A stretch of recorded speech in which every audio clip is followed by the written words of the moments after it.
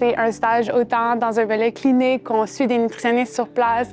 On découvre vraiment leurs pratiques. J'ai eu la chance de découvrir la prise en charge pédiatrique de la malnutrition avec des nutritionnistes super dévoués, passionnés, qui m'ont transmis beaucoup de compétences, autant dans des milieux urbains que des milieux ruraux. Moi, je suis allé à Paris. J'étais en neurologie dans le pavillon Babinski, à la Pitié-Salpêtrière. C'est un hôpital qui est super intéressant parce que chaque pavillon est une spécialité différente et ça s'étend sur un petit quartier, en fait. Là, tu te promènes dans une petite ville, c'est vraiment très chouette. La journée typique, c'était celle d'aller à l'hôpital. On avait une petite réunion au début, on parlait des cas complexes, des cas qui étaient arrivés pendant la nuit. Et ensuite, on avait vraiment la chance de faire la tournée avec le patron. J'avais vraiment une belle proximité, là. Moi, depuis le cégep, je voulais vraiment faire un stage à l'international, peu importe où. Quand le Danemark est sorti, je m'étais dit que ça serait vraiment une bonne idée. Je suis jamais allée là-bas, je connais personne qui est allé là-bas.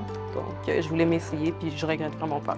On m'avait montré plusieurs pratiques danoises, mais celle qui m'avait vraiment le plus marqué, c'était les interventions en nature. Par exemple, ce qu'on peut retrouver en nature, c'est faire un programme d'exercice, mais en nature, pour des personnes qui ont, disons, de la douleur chronique. Donc, ça peut même être jouer avec ses oreilles, ça fait vraiment mal pour certaines personnes. Juste être dans la nature, en train de faire ça, ça permet d'aider, ça aide avec le bien-être. Et la raison pour laquelle j'ai choisi l'Allemagne, ou plus spécifiquement une petite ville en Allemagne qui s'appelle Jena, c'est parce que j'ai pris connaissance du laboratoire là-bas qui faisait de la chimie du polymère similaire à celle que je faisais ici à Montréal, mais eux avec un grand laboratoire avec beaucoup d'expertise et beaucoup d'instruments. Je voulais avoir l'occasion d'expérimenter, en fait, de découvrir un système de santé à l'extérieur du Québec, à l'extérieur du Canada.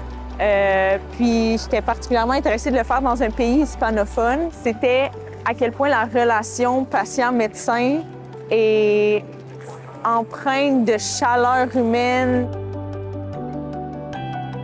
Honnêtement, mon plus grand coup de cœur, c'est à quel point les gens étaient vraiment accueillants et ouverts avec moi dans le milieu de stage, à l'extérieur du milieu de stage. Ils voulaient vraiment me montrer leurs coutumes, leur langue, la nourriture. Et ça m'a permis de me sentir vraiment accueillie. Ce qui a vraiment été mon coup de cœur, c'était juste la ville en général. La météo était super belle pendant 3 mois lorsque j'étais là-bas.